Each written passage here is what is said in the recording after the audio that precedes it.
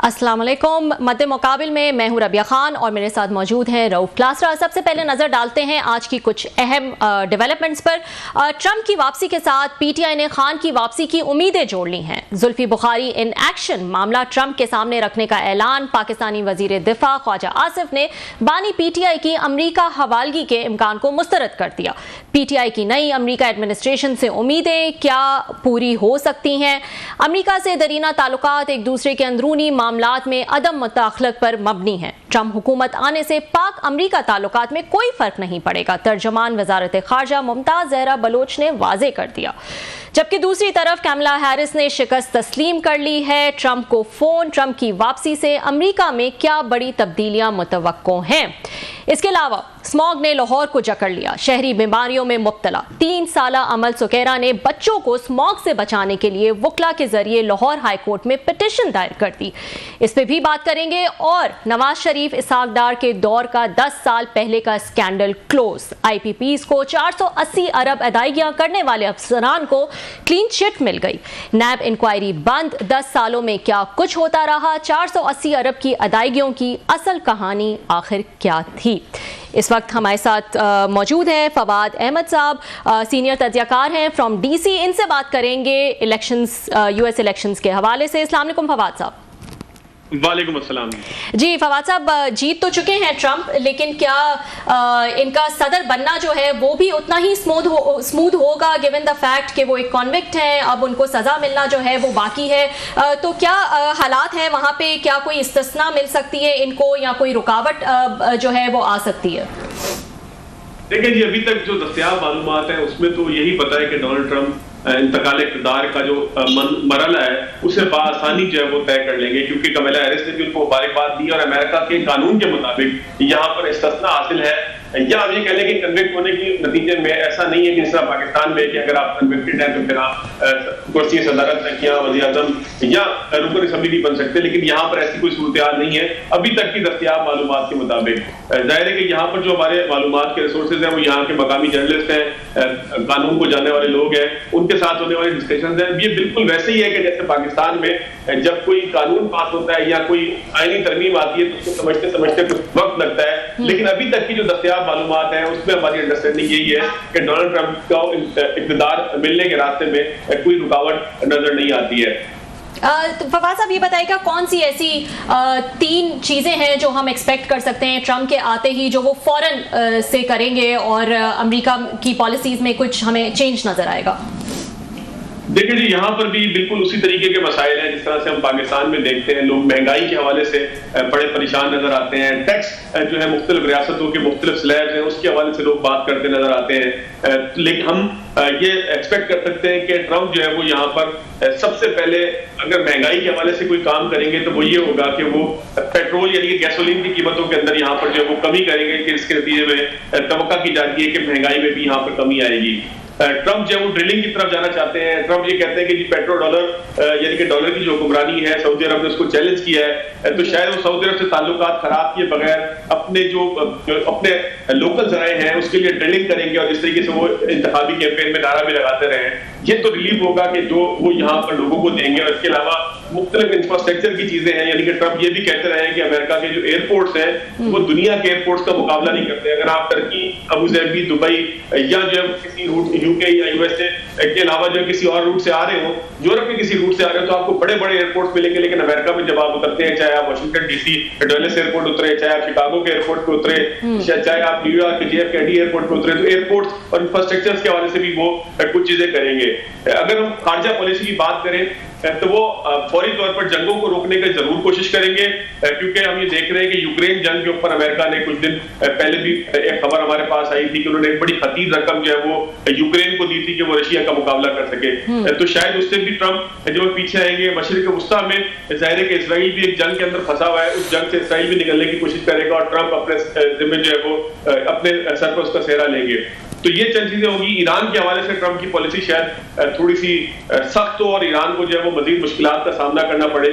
जहां तक आप पहले इंट्रो में भी कह चुकी हैं कि बानी तहरीक इंसाफ को कोई रिलीफ मिलेगा, तो यहाँ पर हमें कोई एक फर्द ऐसा नहीं मिला कि जो ये कहे कि ट्रंप आने के साथ ही बानी तहरीक इंसाफ को बाहर निकालने की बात करेंगे या उनको कोई रिलीफ देने की बात करेंगे या उनके किसी एजेंडे के ऊपर ये होगा ऐसा जरूर हुआ है कि यहाँ पर जो बड़े पुराने पाकिस्तानी रिपब्लिकन लोग थे, उन्होंने डोनाल्ड ट्रंप की कैंपेन के अंदर कुछ पैसे दे के, कुछ फंडिंग दे के उनसे मुलाकात भी की थी और वहां पर उन्होंने ये मामलात रेज जरूर किए थे। लेकिन जाहिर है कि जब आप अमेरिका के सदर बन जाएंगे, जब आप जो है वो कैंपेन से निकलकर इक़्तिदार की तरफ आ जाएंगे, तो फिर आपका रवैया भी निस्बतन संजीदा भी होगा और मुख्तलिफ भी होगा।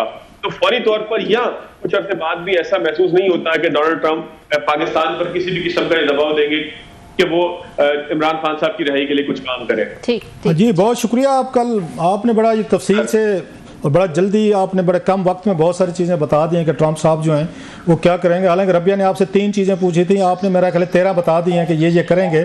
लेकिन एक जो अहम चीज़ थी जिस पे सारा अमेरिका वेट कर रहा है, पूरी दुनिया वेट कर रही है कि शायद ट्रंप साहब पहला काम ये करेंगे कि वो जहाँ से जहाज़ भरेंगे और जो इलीगल या इमिग्रेंट से सवा करोड़ के करीब सबसे पहला जो एग्जीक्यूटिव ऑर्डर होगा वो उनकी फ़्लाइट्स होंगी, पकड़ो और इनको उठा के वापस इनके मुल्कों में भेजो। जैसे अगर आपको याद हो, जब ये 2016 में आए थे तो उन्होंने पहला जो ऑर्डर किया था वो 6 मुसलमान मुल्कों से उन्होंने ये फ्लाइट्स कैंसिल कर दी थी कि यहाँ के लोग नहीं आएंगे, ये उन मुल्कों को बैन किया था। अब कहते हैं वो यहाँ से फ्लाइट्स भर के दुनिया में भेजेंगे। इसकी कोई बात नहीं हो रही क्योंकि immigrants was a big issue in America और मेरा वोट उनके जीतने की मेरा ख्याल है वन ऑफ मेन रीजन भी शायद वही थे कि इमिग्रेंट्स पे बड़ा उनका स्टांस था, बड़ा स्ट्रांग। रऊफ साहब देखें, अमेरिका की सोसाइटी जो है वो बर्दाश्त और इस तरह के बहुत सारे लिबरलिज्म के बहुत सारे मामलात का एक अक्स हमें नजर आती है। यहाँ पर अगर आप कोई फर्द आकर जो है वो स्लिप हो जाए या गुम हो जाए तो बहुत कोई ऐसा कानून मौजूद नहीं है कि उसको पकड़ के उसके मुल्क वापस भेजा जाएगा। ये बिल्कुल वैसे ही है कि जैसे पाकिस्तान में बेताशा अफगानी आया और उनको कोई पूछने वाला नहीं था। फिर कुछ अर्से पहले जब गवर्नमेंट ने कैंपेन की तो फिर उसके ऊपर सवालात भी उठे, इंसानी हकूक के मामलात भी आए, बहुत सारी एनजीओ भी इसके अंदर जो है वो नाराज हुई कि आप किस तरीके से उनको पकड़कर अपने मुल्क वापस भेज सकते हैं। वो कि वो एक जंग की वजह से सब कुछ हुआ था। लेकिन यहाँ पर भी जो मैक्सिको बॉर्डर है और दीगर जो रास्ते हैं गैर कानूनी, वहां से आने वाले लोगों को ने जो है वो यहाँ पर रोजगार के मौके भी तलाश कर लिए। यहाँ पर जो है वो उनकी सोसाइटी को, उनके कल्चर को इम्पैक्ट भी करना शुरू कर दिया है। और रिपब्लिकन, जैसा कि आपको पता भी है कि बुनियादी तौर पर एक कंजर्वेटिव सोच के हामिल है, तो रिपब्लिकन ये समझते हैं और पॉपुलिस्ट लहर ने भी ये समझाने की लोगों को कोशिश की है कि इमिग्रेंट्स जो है वो आपके हक को खा रहे हैं, उनकी वजह से आपको महंगाई का सामना करना पड़ रहा है, वो आपके यहाँ के जो वसाइल है उनका इस्तेमाल करते हैं, वो आपकी सोसाइटी को खराब करते हैं, आपके कल्चर को खराब करते हैं। तो ट्रंप ने अपनी इब्तदाई तकरीर जो उन्होंने विक्ट्री स्पीच की उसके अंदर भी उन्होंने इस बात का इरादा किया कि जो अमेरिका आना चाहता है लीगल तरीके से आए, हम उसको जो है वो वेलकम कहेंगे, लेकिन गैर कानूनी तौर पर आने वाले, मतलब एक दावा ये भी किया जाता है कि पिछले कुछ अर्से के अंदर 2-2.5 करोड़ के करीब लोग ऐसे आए हैं कि जिन्होंने अमेरिका की सोसाइटी को चेंज किया है और वो गैर कानूनी तौर पर यहाँ पर आए हैं। लेकिन जाहिर है कि वो एक इंतखाबी मुहिम का नारा होते हैं, अब अमली तौर पर ये देखना होगा। लेकिन अगर आप ये कहें कि फौरी तौर पर कोई ट्रैवल बैन आ जाएगा, अरब मुल्कों के ऊपर कोई बैन आ जाएगा, तो ऐसी कोई चीज यहाँ पर नहीं है। हाँ, ये जरूर है कि ट्रंप आकर कुछ ऐसी पॉलिसी जरूर बनाएंगे कि वो इस चीज के आगे, इस सैलाब के आगे जो इमिग्रेंट। अच्छा फवाद, एक और बात बताएं, मैं ये नहीं कह रहा कि वो कुछ मुल्कों से बैन करें, कि मैंने सिर्फ एक कंपैरिजन ड्रा किया था कि वो इस तरह के बड़े या पॉपुलर फैसले करने के लिए मशहूर हैं कि जनाब जिससे अमेरिकन अवाम फौरी तौर पर खुश हो जाए। तो पहला ऑर्डर उन्होंने ये किया था। और आपने साथ में ये भी देखा था कि न्यूयॉर्क में जब ये फ्लाइट्स आई थी और ये खबर फैली थी न्यूयॉर्क में कि यहाँ पे फ्लाइट्स हैं, उनको डिटेन कर लिया गया और उनको बाहर नहीं आने दिया जा रहा, तो थाउजेंड्स ऑफ ये लोग जो है न्यूयॉर्क कर वो सड़कों पर आ गए थे, बड़े मुजाहरे हुए थे और बड़ा उनके लिए खाने लेकर गए थे जो एयरपोर्ट पर बांधे। सो अमेरिकन सोसाइटी जैसे आप बता रहे हैं इस मामले में बड़ी वो वाइब्रेंट है। तो आप समझते हैं कि अगर इसी तरीके से पकड़ धकड़ होती और जहाज़ में बिठाया जाते तो फिर कोई लोग बाहर निकलेंगे और इनके हक में मुजाहरे करेंगे कि वापस आके इनको नाम जाने। जैसे अभी हमने रिसेंटली वहाँ पे देखा, यूके में देखा कि जब वहाँ पे एंटी अगेन इमिग्रेंट्स अगर मुजाहरे हुए तो उनके हक में भी बहुत सारे गोरे जो हैं वो निकले हैं कि इनको वापस ना भेजें। कोई इस तरह की सिचुएशन वहाँ भी हो सकती है अमेरिका में कि बहुत सारे लोग निकल आएंगे, अब आप यहाँ पे आ गए हैं, आप इनको वापस ना भेजें, लीगलाइज करें इनको।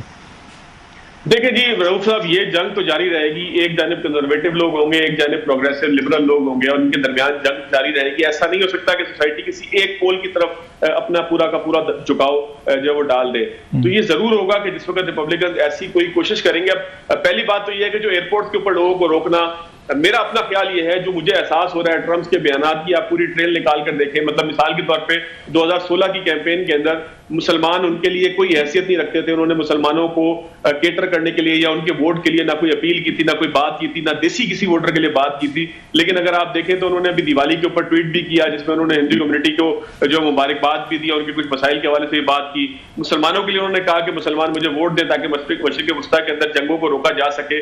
तो 2016 और 2024 के ट्रम्प के अंदर कुछ ना कुछ फर्क जरूर होगा। उन्होंने बहुत कुछ अपनी गलतियों से सीखा भी होगा।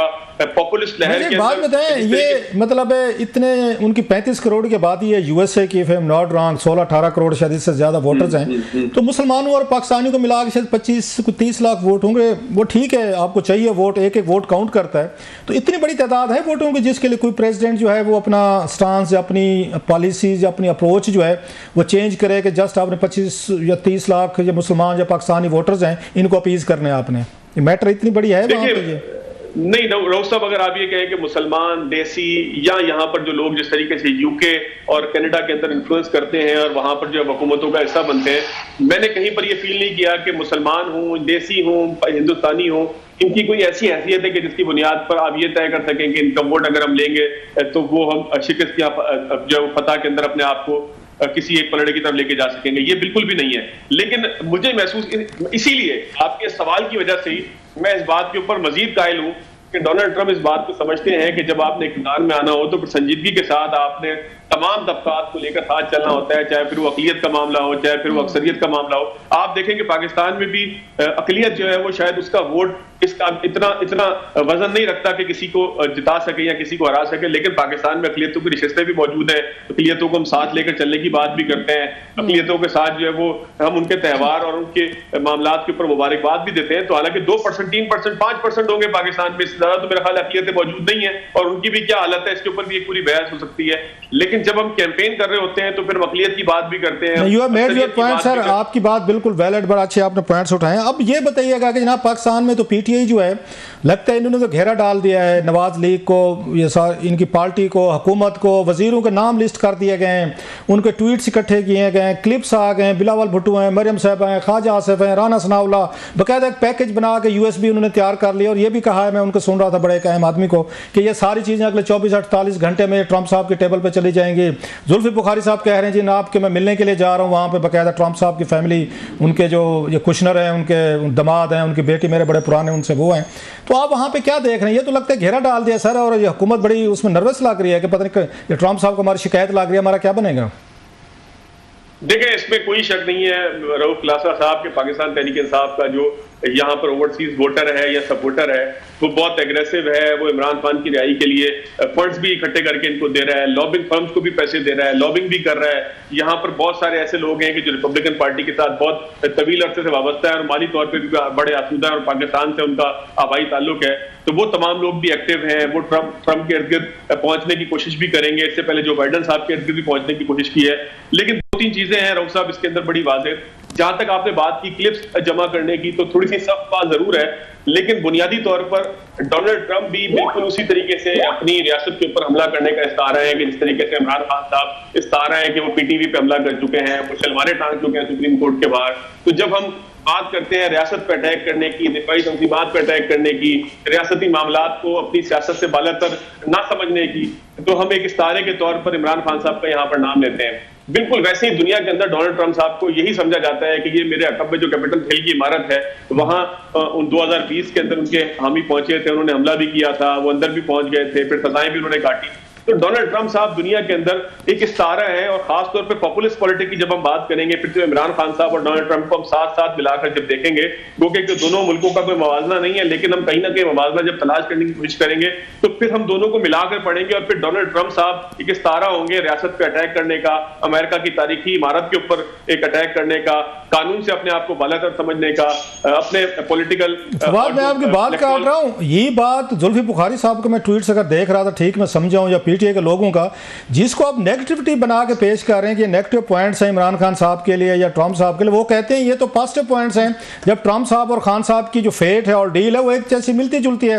वो भी डीप स्टेट उनके खिलाफ है, वहाँ भी इस्टेब्लिशमेंट के खिलाफ है, उन्होंने उन पर केसेस बनाए, उनकी गिरफ्तारी की, उन पर 2 दफ़ा अटैक्स हुए, उनके हामियों को ये सज़ा दी गई, खुद इनको मेरे ख्याल 32 चार्जेस पे वो उन्होंने फ्रेम किया, इंडाइटमेंट की। तो कहते हैं खान साहब के साथ भी ये कुछ हुआ, यहाँ पे इस्टेब्लिशमेंट के खिलाफ है, एजेंसियाँ खिलाफ हैं, इनके इदारे खिलाफ हैं, इनकी पार्टी को भी उन्होंने तोड़ा फोड़ा, इनके हामियों को इस वक्त 100-125 जेल में पड़ा हुआ है, और उसके बाद खान साहब पर भी 1-2 कातलाना हमले हो चुके हैं, उन पे हुए। सो वो कहते हैं कि ट्रंप साहब को समझाना बहुत बेहतर और ज़्यादा इफेक्टिव होगा कि सर जी जो अमेरिका में आपके साथ हशर हो है वो हमारे खान के साथ यहाँ पाकिस्तान में हो रहा है, so he will again get activated. वो तो इसको पॉजिटिव समझ रहे हैं, आप नेगेटिव बता रहे हैं भाईजान। अच्छा क्लासा साहब देखिए मेरी बात सुने, अगर आप किसी चोर से बात करेंगे तुम चोरी क्यों कर रहे हो, तो वो आपको अपनी मजबूरियों को रोना दे के बताएगा कि ऐसी हालत में तो चोरी करना भी जायज है।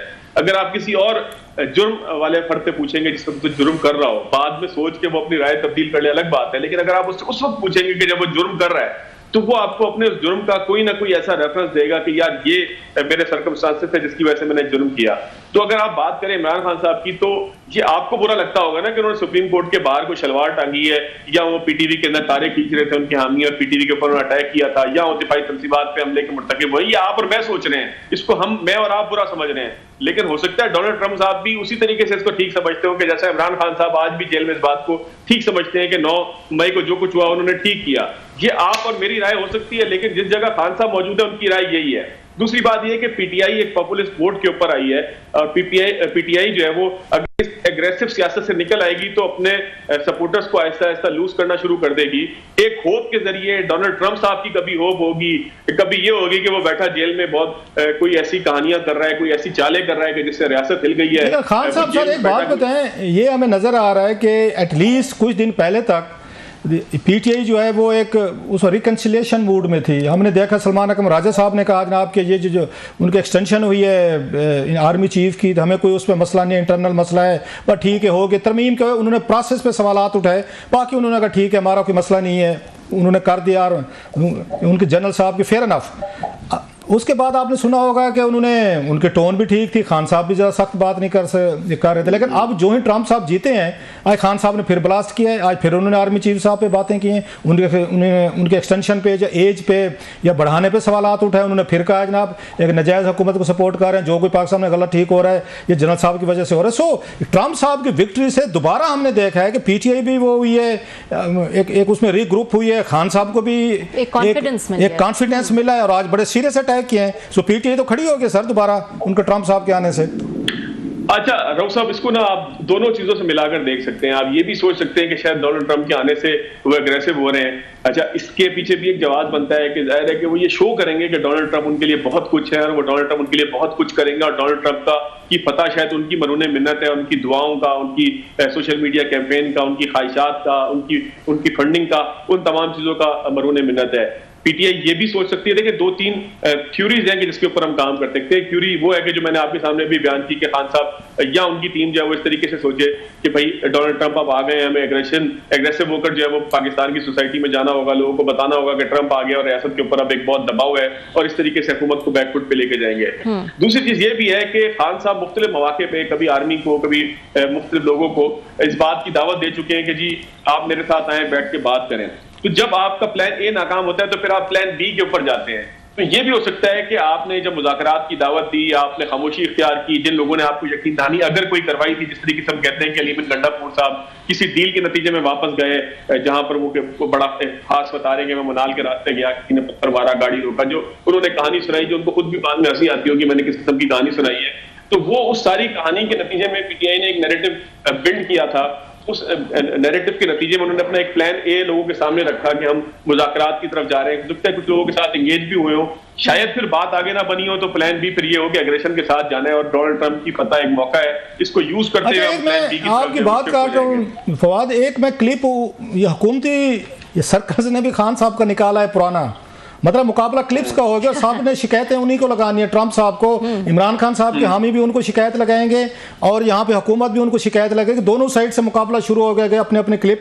खान साहब ने 2016 में कहा था कि ट्रंप आ रहे हैं वहाँ पे वो अमेरिका में आते ही पाकिस्तानियों को वीज़े बंद कर देगा। ये उनका क्लिप उन्होंने हुकूमत ने भी कहीं से उनके लोगों ने वो भी फैलाया हुआ था। तो जब ये शिकायतें पहुंचेंगी तो ट्रंप साहब क्या करेंगे? मतलब दोनों साइड से थोड़ा सा, खान साहब के भी उनके खिलाफ बयानात हैं, इनके भी उनके खिलाफ बयानात हैं, तो वो कॉल करेंगे यहाँ पे आर्मी चीफ को या शहबाज शरीफ साहब को कि आपके जिन जिन वजीरों ने मेरे खिलाफ ये गुफ्तगू की है, ज़रा इनको लाइन हाजिर करें सर। रऊफ साहब, अगर पाकिस्तान या पाकिस्तान की पॉलिटिक्स इतना मैटर कर रही होती तो ट्रंप पाकिस्तान को कम से कम जीतने के बाद कोई कॉल कर लेते हैं या उनकी कोई कॉल सुन लेते, जा रहा है कि यहाँ से भी सफारती कोशिशें तो हुई होंगी ना, मैं उस बारे में जानता नहीं। मोदी साहब की तो उनसे बात हो चुकी है, दुनिया के बहुत सारे लीडरों की उनसे बात हो चुकी है। तो मैं तो इस बात के ऊपर बिल्कुल यकसू हूं कि पाकिस्तान या पाकिस्तान की दाखिली सियासत या खारजा पॉलिसी या पाकिस्तान की जोग्राफियाई जरूरत अब इस वक्त नहीं है कि पाकिस्तान के हवाले से ट्रंप के कानों तक कुछ। अच्छा, लास्टली सर आपने जवाब दे दिया कि अभी कोई थोड़ा सा हनोज वो दिल्ली दूरस्त, ये शायद फरवरी की जनवरी में देखेंगे। लास्टली सर ये दुनिया भर का मीडिया किया हुआ है सर, यूएस में, पाकिस्तान से भी अगेन आप लोग गए हैं, बाकी भी कुलीस गए हुए हैं, आपने वहाँ पे क्या देखा लोकल मीडिया की? मतलब सीखते हैं ना कि लोकल मीडिया जो है वहाँ पे या अमेरिका वो कैसे काम करता है, आप लोग जो हमारे जैसे देसी गए हैं आप लोग कैसे काम करते हैं, दुनिया के और वहाँ पे मीडिया हाउसेज के लोग, जरा कोई थोड़ा सा इसके कोई बारे में बताएंगे सर कि पाकिस्तानी और दीगर। अच्छा जी रऊफ साहब, बड़ा आपने ऐसा दिल की मेरी बात की है जिसके ऊपर मैं 3-4 दिन 5 दिन से मुस्तकिल कोड़ रहा हूँ। अच्छा, यहाँ पर बहुत सारे पाकिस्तानी जर्नलिस्ट भी आए हुए थे। व्हाइट हाउस के बाहर मैं रात में मौजूद था कि जिस वक्त जो है वो रिजल्ट अनाउंस होने थे, सामने एक देसी रेस्टोरेंट है, वहां पर हम बैठे थे और जब रिजल्ट अनाउंस हुए तो मैंने कहा जाके जरा माहौल देखें कि यहाँ पे क्या हो रहा है, कोई जो है वो नाच गाना हो रहा है, कोई अल्लाह गुल्ला हो रहा है व्हाइट हाउस के बाहर, और रुकावटों की क्या सूरत हाल है, कोई हमले की सूरत हाल तो नहीं है, क्या सूरत हाल बन रही है। तो कैपिटल हिल इस वक्त इत्तेफाक से मैं किसी काम से कैपिटल हिल आया होता तो आपसे भी बात होगी, मेरे अकब में ही मौजूद है। सर, मैंने दुनिया की जर्नलिज्म को बहुत सीरियस देखा।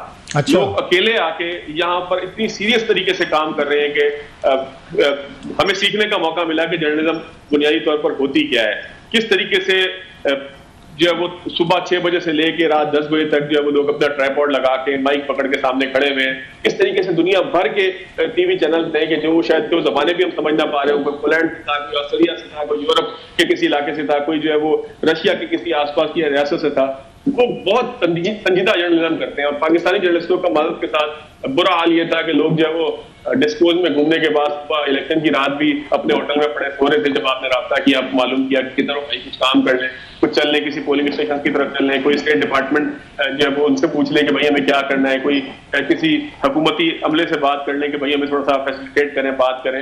कैन यू बिलीव कि यहाँ पर डिपार्टमेंट ऑफ स्टेट की जो रजिस्ट्रेशन होती है शायद ही किसी पाकिस्तानी जर्नलिस्ट ने ली हो, क्योंकि जो उन्होंने मुझे लिस्ट दिखाई उसमें कोई पाकिस्तानी का नाम नहीं था। और मैं भी अपने आप को अजनबी फील कर रहा था कि मैं पाकिस्तान से यहाँ पर आ क्यों गया उनसे रजिस्ट्रेशन लेने के लिए। तो पाकिस्तान में मेरा ख्याल है जर्नलिज्म अभी भी इमेच्योर है, इतनी सीरियस नहीं है। हम हिंदुस्तान की इतनी बड़ी चार्जशीट आपने इतनी बड़ी चार्जशीट कर दी है, जो गए हुए नाराज हो जाएंगे वो आपसे। ये चैनल्स के यहाँ से मालकान या उनके डायरेक्टर न्यूज वो सुन रहे होंगे, अगर कोई सुनेगा क्लिप वगैरह, आपने तो उनकी इंक्वायरी हेल्ड करा देंगे ये डिस्को में थे या अपने होटल के कमरों में। अब बंदा मतलब अमेरिका जाए और डिस्को भी ना जाए, मतलब है माजरत के साथ मैं माजरत के साथ एक और बात करूं, चैनल ने कौन सा उनको अपने खर्चे पे भेजा है? अच्छा, अपना अपना टिकट करके गए, फिर वो जो मर्जी करते फिरे, तो फिर तो जस्टिफाई हो जाता है फवाद साहब और ज्यादा डिस्को जाना। सर बिल्कुल जस्टिफाई होता है। मैं तो शायद किसी ऐसे मैंने ये ना सुना हो, इतने बड़े बड़े माशाल्लाह चैनल है यहाँ पे, अरबों रुपए कमाते हैं, करोड़ों रुपए का उनका टर्नओवर है। किसी से मैंने नहीं सुना कि किसी ने कोई स्पेशल टीम यहाँ पर भेजी हो, वो यहाँ पर जो है वो कामाजन हो। लगता ये है कि हमारे चैनल ने आपको उस पे चैनल के खर्चे पे भेजा है, जितने कॉन्फिडेंस के साथ आप दूसरे लोगों पे उंगलियां उठा रहे हैं। नहीं रऊफ साहब, मैं उंगली नहीं उठा रहा, मैं तो जो जमीनी हकीकत मैंने देखी है मैं तो वो बता रहा हूँ। तो जो मैंने फवाद साहब को दुख है कि वो सीरियस जर्नलिज्म कर रहे हैं और दूसरे जो हैं वो वहां पे आप देख सकते हैं कि क्या हालात है। ये मैं खुदा ना खास्ता कोई ये नहीं कह रहा कि मैं बहुत सीरियस था, हम भी सोते रहते होटल में पड़े हुए, ऐसा नहीं है कि देखा ना पकड़े गए, आखिर सच निकले आए आपके मुंह से। नहीं रऊफ साहब, असल बात ये है कि फील तो कम से कम हम कर सकते हैं ना कि यार हमारे मुल्क में जर्नलिज्म को संजीदा होना चाहिए और जर्नलिस्ट को विड्रॉ नहीं कर देना चाहिए। आप भी साउथ, लास्ट कमेंट सर, आप भी साउथ ऑफ पाकिस्तान से हैं, मेरा भी साउथ से ताल्लुक है। तो हमारे देहातों की सराइकी की बड़ी खूबसूरत मिसाल है, कम जवान दी मौत है। तो जनाब हमारे बिल्कुल वही है कि आप बैठ के जवान को एक भाई भी है, एक और भी है कि जवान को या भूख उठावे या धूप उठावे, जवान सुता पे है। So that's what we are। जवान सुता पे है, सुता पे है। मेहरबानी सर जी, बहुत शुक्रिया brother, thank you very much for lovely दीपर sir. Thank you so much Fawad sahab for joining us. Fawad साहब हमारे साथ मौजूद थे वाशिंगटन डीसी से और अपडेट कर रहे थे कि इलेक्शंस के बाद जो है वो डीसी में क्या माहौल है, क्या हालात हैं। वक्त हुआ एक छोटे से ब्रेक का, ब्रेक के बाद हम मजीद स्टोरीज डिस्कस करेंगे।